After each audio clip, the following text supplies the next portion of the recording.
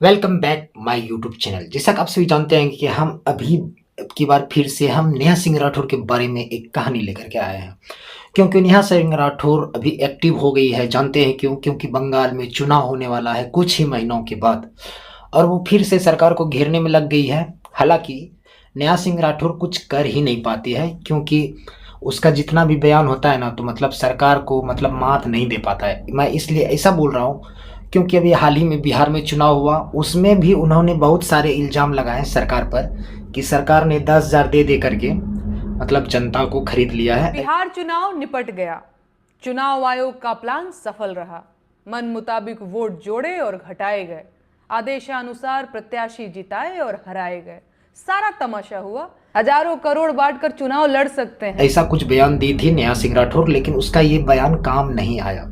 जानते हैं क्यों नहीं काम आया? तो कांग्रेस पार्टी को ज़्यादा बहुमत दिलाने के पक्ष में हो, कुछ ऐसा ही बयान देती है।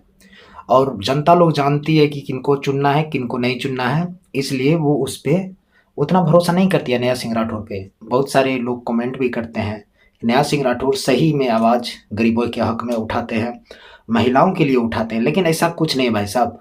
अभी हाल ही में बांग्लादेश में एक हिंदू का मतलब पीट कर हत्या कर दिया गया। उसके मुद्दे पे नेहा सिंह राठौर ने ये कभी नहीं बोला कि हिंदुओं को मारा गया। उन्होंने ये बोला ये एक सिर्फ सरकार का एजेंडा है, जो कि बंगाल में चुनाव है, इसीलिए भारत सरकार ये सब जानबूझकर होने दे रहा है। ऐसा कुछ कहना है किनका?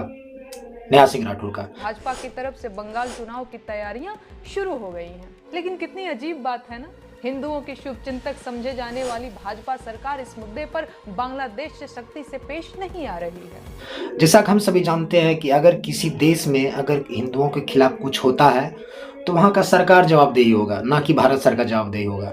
लेकिन नेहा सिंह राठौर का अलग ही रोना है।